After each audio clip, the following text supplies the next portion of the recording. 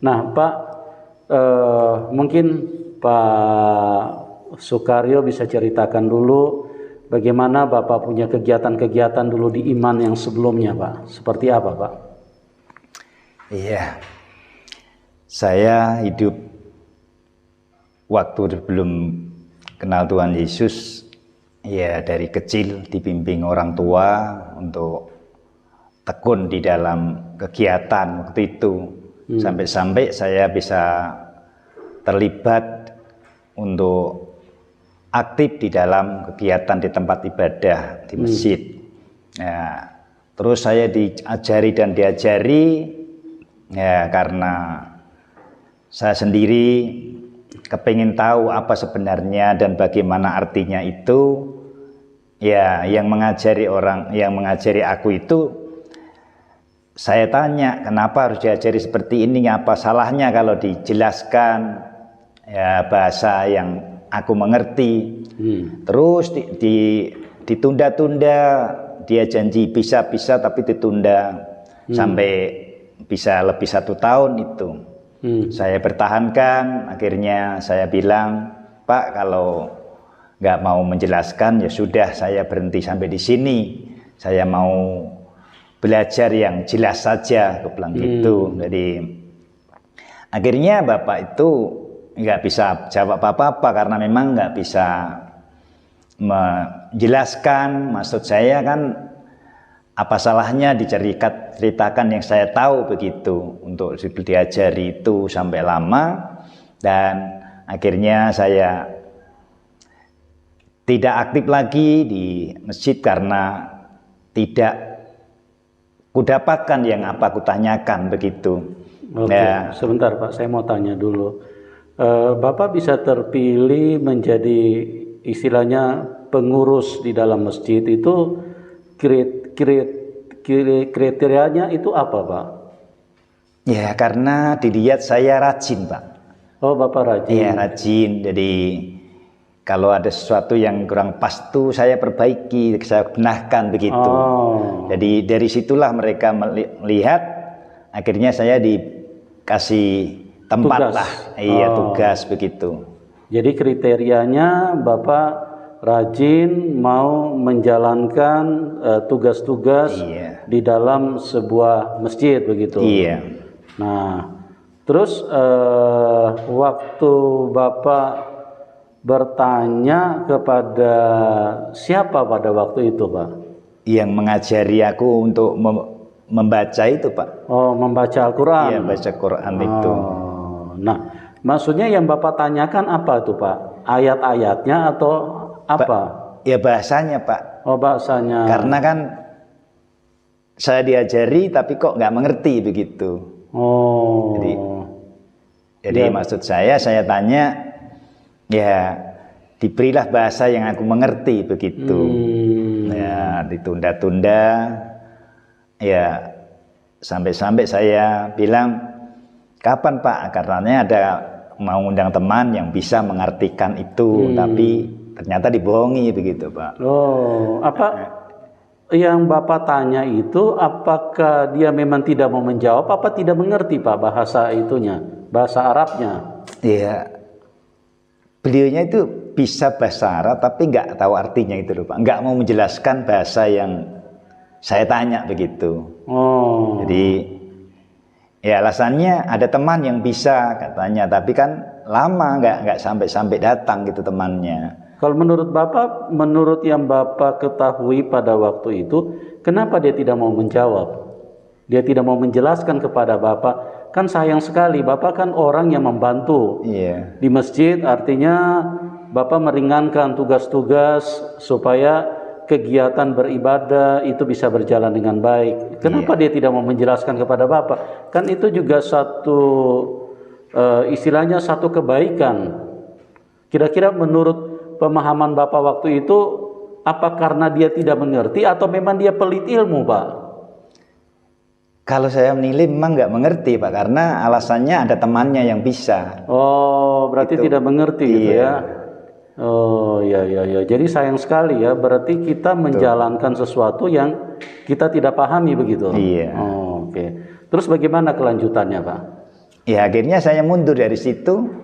Ya 1-2 hari dicari ke rumah sampai orang tua ya marah juga kan, marahi sama saya karena nggak tahu kasusnya. Akhirnya saya jelaskan kepada orang tua. Ya udah, orang tua menyadari untuk apa belajar yang nggak tahu begitu kan. Orang tua menyadari kalau awalnya memang marah karena kan ya dianggap kan orang yang mengajari saya itu ya orangnya lebih kan, dianggap orang tua, tetapi orang tua belum tahu. Akhirnya saya jelaskan bahwa saya belajar selama ini, saya ingin tahu apa sebenarnya arti semua itu, tapi nggak mau menjelaskan. Akhirnya saya mundur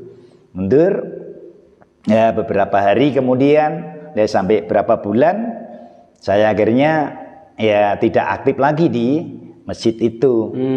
Nggak aktif karena aku terus terang sama yang mengajari saya itu, karena nggak ada di jawaban itu tadi. Ditanya nggak dijawab, apalagi dijelaskan nggak lagi. Nah itu Pak, jadi ya udah, karena saya nggak aktif di masjid, akhirnya saya pergi ke kota kecamatan. Bapak pergi ke kota kecamatan dengan pengertian Bapak sudah meninggalkan Islam apa bagaimana Pak? Belum Pak itu. Belum. Tapi sudah nggak aktif lagi begitu. Sudah nggak aktif sebagai orang yang mengurus masjid. Iya, mengurus itu. Oh, jadi Bapak pergi ke kota kecamatan istilahnya karena frustasi apa bagaimana Pak? Iya, anak muda masalahnya Pak. Dari waktu itu kan masih muda banget ya. Jadi istilahnya daripada nongkrong di rumah, ya udah keluar. Nah, akhirnya ketemulah kami keluarga Tionghoa. Bapak keluar itu tujuannya mau pergi belajar di tempat lain tentang yang Bapak tanyakan, atau memang Bapak istilahnya karena tidak terjawab ya sudah saya cari suasana baru? Iya, gitu aja. Ya istilahnya supaya nggak jenuh juga bisa, namanya di desa kan. Ya pakai sepeda kaki ke kota kecamatan kira-kira sampai antara 3-4 kilo lah perjalanan itu. Ya di situ adalah bengkel sepeda kaki. Ternyata itu keluarga Tionghoa. Nah di situ 1-2 kali ketemu, akhirnya perkenalan dengan baik. Saya dikenal, akhirnya diberi kesempatan saya bekerja di tempatnya untuk membantu begitu. Jadi karyawan. Dibuat jadi karyawannya. Nah, dari bekerja itulah Bapak yang pemilik bengkel ini sambil menginjili saya begitu Pak.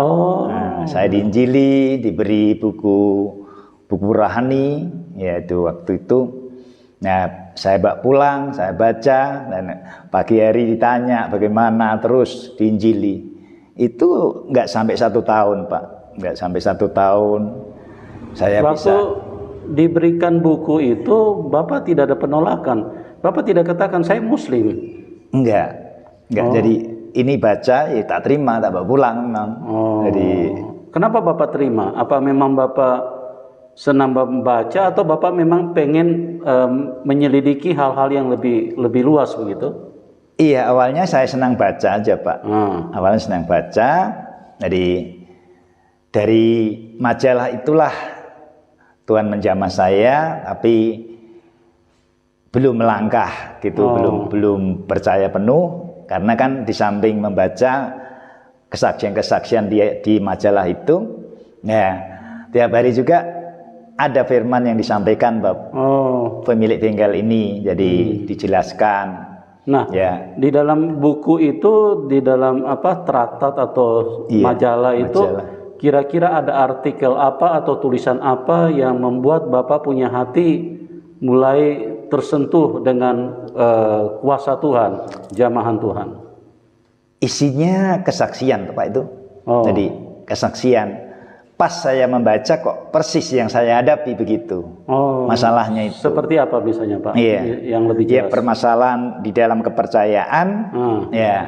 Terus ada hamba Tuhan yang ngasih saran supaya mendapat ketenangan, kebahagiaan. Itu dari situlah saya punya hati itu kepingin, siapa yang nggak senang bahagia begitu kan.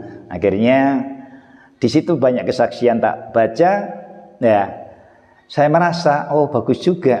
Ya akhirnya nggak lama keluarga ini anak-anaknya kan sudah ikut kegiatan ibadah kaum muda.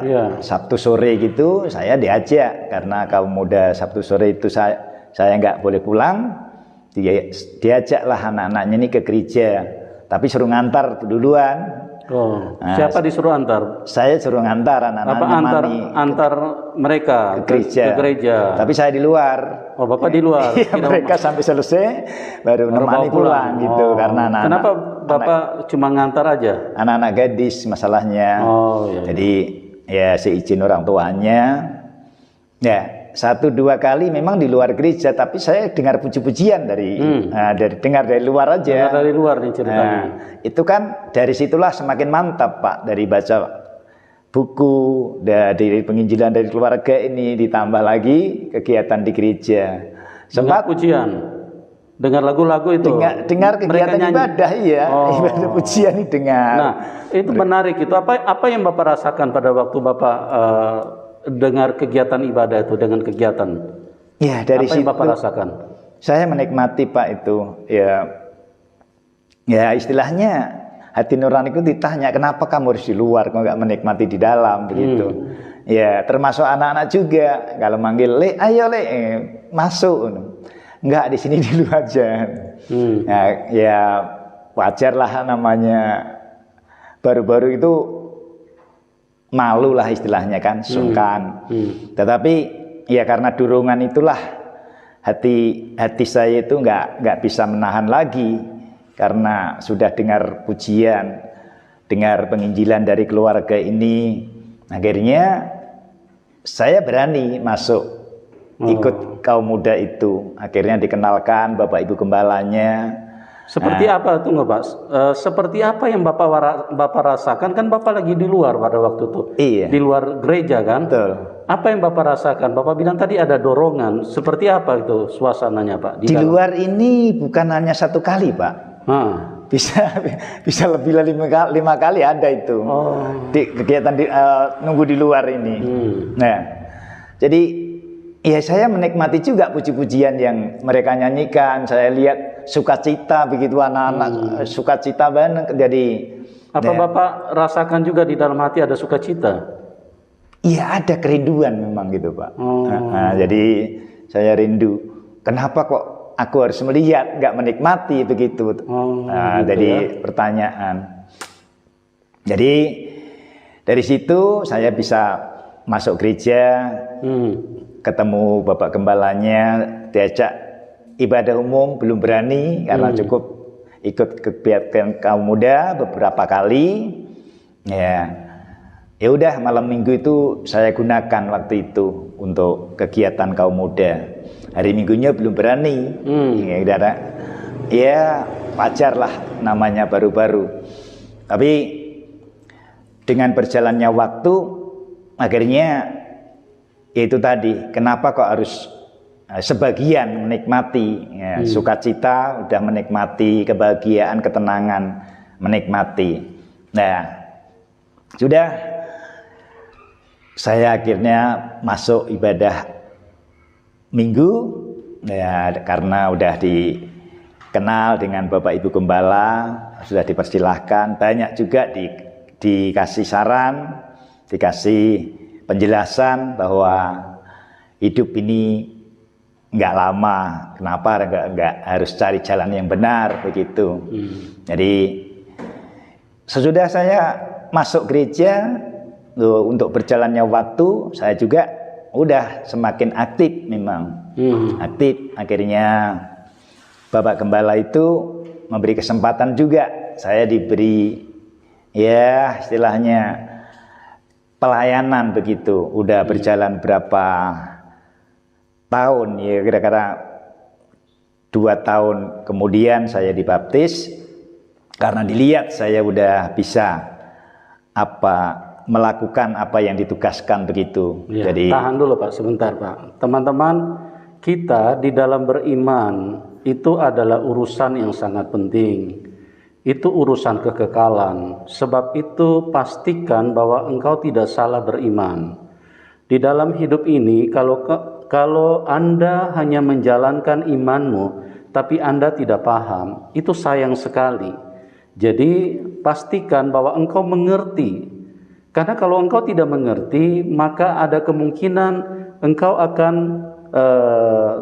tersesat. Karena apa? Karena engkau tidak paham. Anda menjalankan sesuatu tapi Anda tidak paham artinya. Anda tidak paham tujuannya apa. Yang kita lakukan ini manfaatnya apa. Nah, Bapak ini mengalami sesuatu yang saya kira adalah sangat bermanfaat bagi banyak orang agar kita bisa melakukan sesuatu untuk iman kita. Ini urusan ke Tuhan, urusan kekekalan.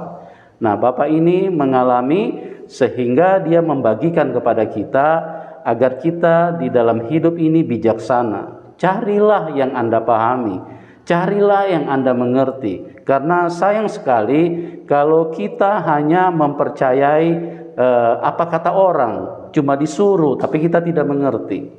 Oke Pak. Terus saya mau tanya Pak, Bapak berarti setelah 2 tahun Bapak secara resmi menerima baptisan, artinya Bapak mau mengikut Tuhan Yesus. Iya.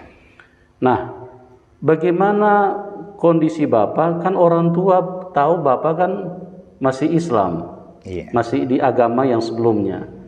Nah, setelah mereka tahu, bagaimana reaksi mereka? Gini Pak, karena saya sejak ikut kegiatan gereja, hidup saya semakin berubah begitu Pak, dengan nggak seperti yang dulu. Dengan pengertian bagaimana tuh berubahnya seperti apa? Apakah bajunya jadi lain? Apakah sifatnya yang jadi lain Pak? Iya, penampilannya juga berubah. Oh, Sikap juga berubah, sehingga orang tua menilai Pak. Selama saya ke gereja, saya nggak melawan dengan orang tua. oh. Ya, Sebelumnya suka melawan. suka melawan. Oh. Jadi Jadi kalau luar biasa teman-teman. Orang bertemu dengan Tuhan Yesus itu ada perubahan. Karena Tuhan Yesus itu Raja Damai. Di hati kita ada jamahan Tuhan. Sehingga kita diarahkan kepada hal-hal yang baik. Yang membuat kita jadi hormat kepada orang tua.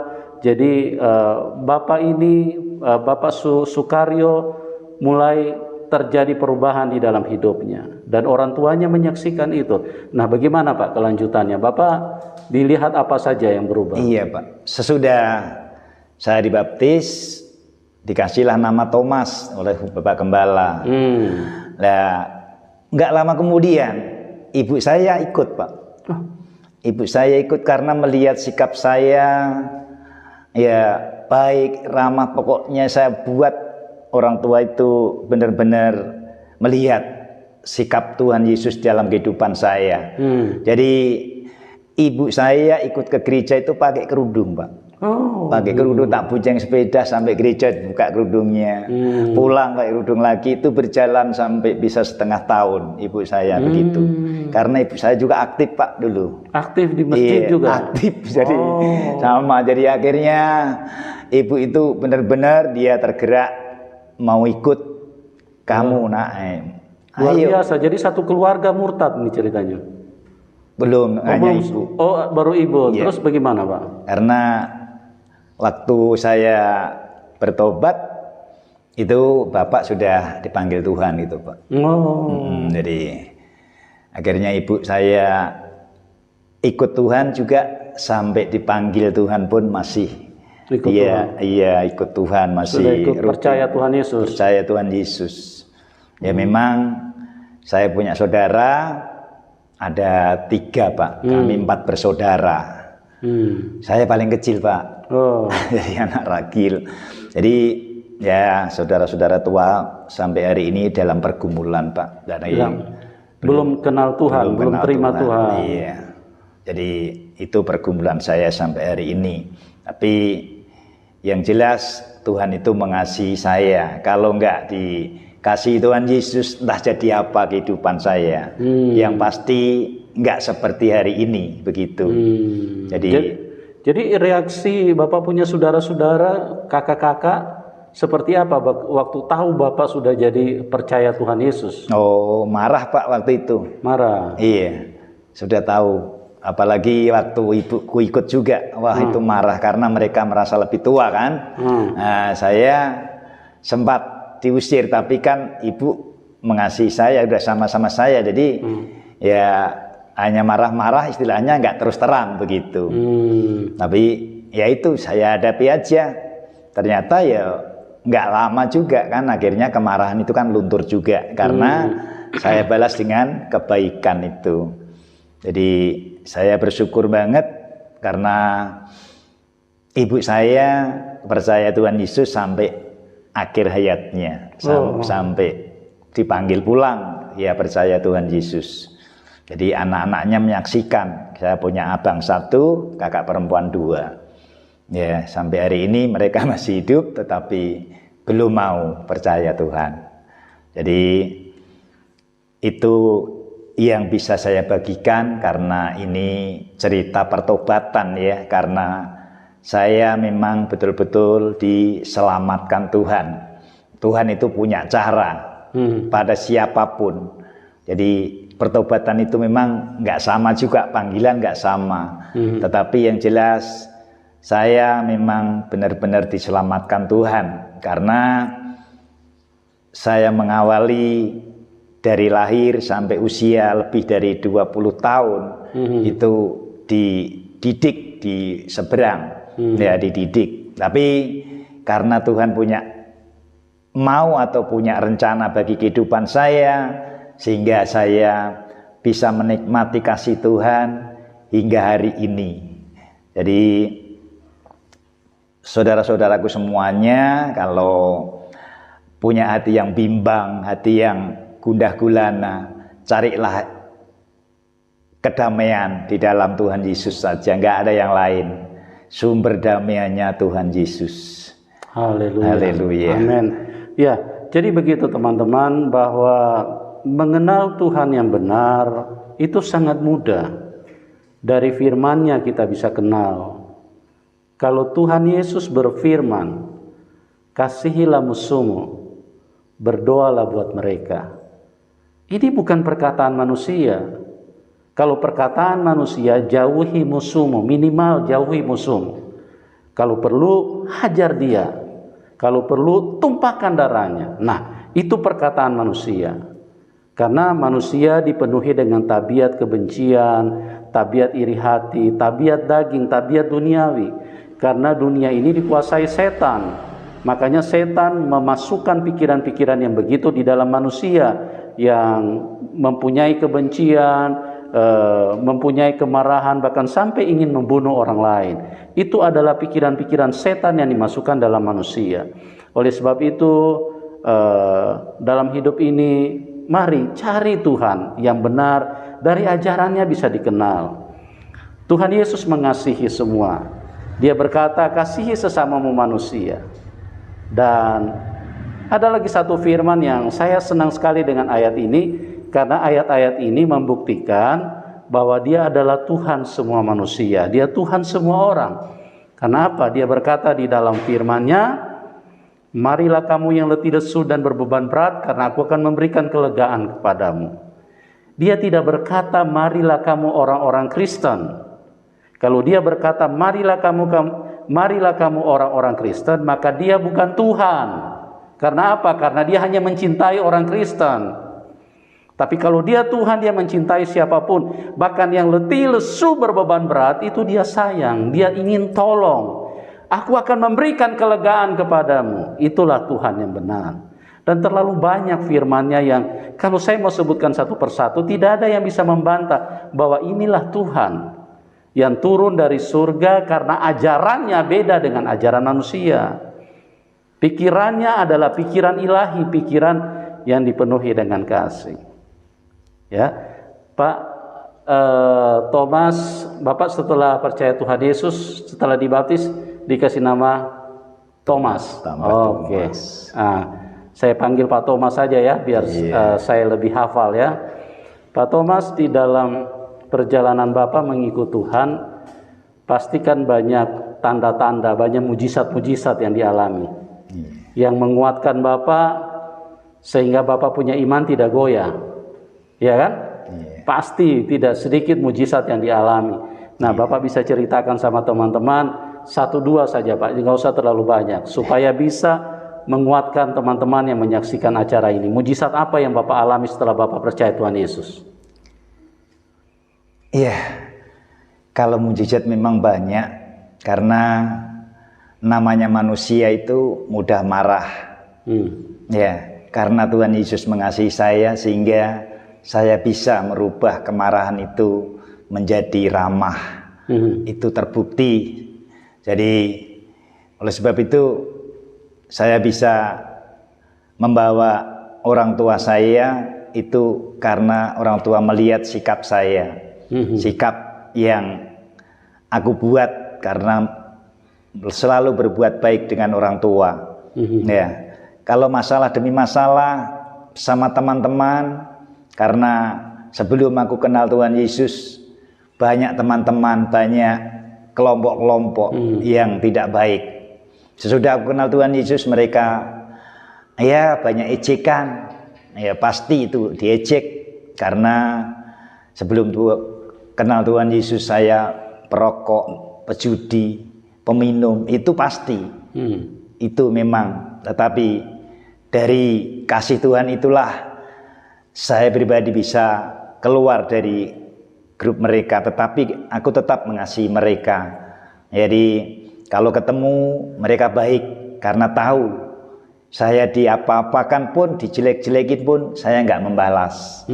Karena biarpun mereka itu lebih tua dari saya, jadi kemarahannya itu lewat, tetapi saya bisa mengasihi mereka. Itu kasih Tuhan yang nyata dalam kehidupan saya. Jadi sampai saya bisa dididik, digembleng di dalam Bapak Gembala itu.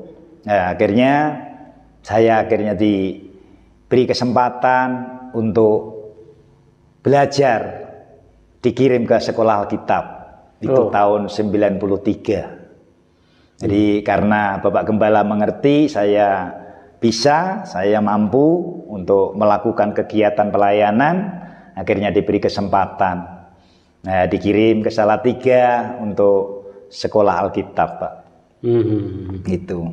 Ya, dalam menghadapi situasi-situasi kan banyak orang yang tidak suka dengan iman Bapak yang baru, kan percaya Tuhan Yesus. Dalam tantangan-tantangan seperti itu pernah nggak Bapak sampai dianiaya atau mengalami hal-hal yang membuat Bapak menderita? Oh enggak Pak, enggak sampai separah itu memang. Iya. Ya cukup digembleng, saya bisa merubah sikap ini aja. Kalau enggak Tuhan enggak bakalan mampu Pak. Karena memang sudah istilahnya di kubangan yang parah waktu itu. Iya. Karena tabiat tadi, sifat-sifat Bapak tadi ya. Iya. Dan setelah Tuhan Yesus hadir di dalam hidup Bapak, Bapak menjadi orang yang berubah. Iya Pak. Ya, itulah teman-teman perjalanan kisah daripada perjalanan iman dari Bapak Sukaryo, atau yang sekarang dikenal dengan Bapak Thomas, karena setelah dibaptis dia diberi nama Thomas, dan beliau hidupnya berubah karena dia mempunyai iman yang jelas, dia mengerti apa yang dia baca, apa yang dia jalani, dia pahami. Kalau seandainya dia tidak pahami, tulisannya bahasa asing, itu akan membuat kesulitan bagi dia. Dan itu sudah terbukti. Dan dia bertanya juga kepada orang yang mendidik, yang mengajar, tapi mereka juga tidak bisa memberikan penjelasan. Oleh sebab itu saya mengajak, saya mengasihi Anda semua, marilah kita mencari sesuatu yang kita pahami, yang kita mengerti. Jangan kita cuma ikut-ikutan, karena bahaya sekali. Kalau orang lagi menuju ke arah yang salah, maka kita akan ikut ke situ. Tapi kalau kita paham, kita mengerti, kita tidak akan ikut-ikutan. Kita menjalankan atas kesadaran, atas pengertian kita, karena kita tahu betul dengan siapa kita percaya, dengan siapa kita meyakini. Itulah berjalan di dalam kasih Tuhan. Dan Tuhan Yesus bukan hanya dibuktikan dari firman-Nya, dibuktikan dari kuasanya. Dibilang Dia maha kuasa, ya itu harus dialami oleh manusia. Karena kalau tidak dialami, kita berarti ngomong kosong. Kita membaca firman-Nya itu omong kosong kalau kita tidak mengalami kuasanya. Kita mengatakan Tuhan maha kuasa, ya harus dialami dong. Bapak Sukaryo mengalami. Sifatnya dulu pemarah, emosional, dan lain-lain. Kelakuannya seperti yang sudah disebutkan tadi, berubah total karena berjumpa dengan Tuhan, mengalami kuasa Tuhan. Itulah Tuhan Yesus, Tuhan yang baik, yang mengasihi semua. Terlalu banyak kalau mau dibuktikan. Anda mau bicara apa saja saya bisa buktikan bahwa tidak ada Tuhan kecuali Tuhan Yesus Kristus. Hanya Dia satu-satunya. Oke, Pak Thomas, terima kasih atas kesaksiannya yang luar biasa. Terima kasih. Yang bisa memberkati kami semua dan teman-teman yang ada di dalam link ini. Haleluya. Dan doa kami buat Bapak supaya tetap setia sampai akhir. Amin. Menyala-menyala di dalam pelayanan, di dalam mengasihi Tuhan, memberitakan Injil supaya orang lain pun bisa diselamatkan. Amin. Ya, Pak Thomas ini sekarang bukan hanya percaya kepada Tuhan Yesus, tapi dia adalah pemberita Injil. Dia menyampaikan Injil kepada banyak orang, dan puji Tuhan, banyak orang yang diselamatkan. Dan bagi teman-teman yang diberkati, silakan dukung Pak Thomas. Di layar deskripsi sudah kami cantumkan nomor rekening beliau. Terima kasih buat semuanya. Kami mengasihi Anda semua. Doa kami buat semua kita supaya mengalami kemurahan Tuhan. Kita berjumpa di program selanjutnya, dan Tuhan Yesus memberkati, dan salam kemenangan buat kita semua. Amin.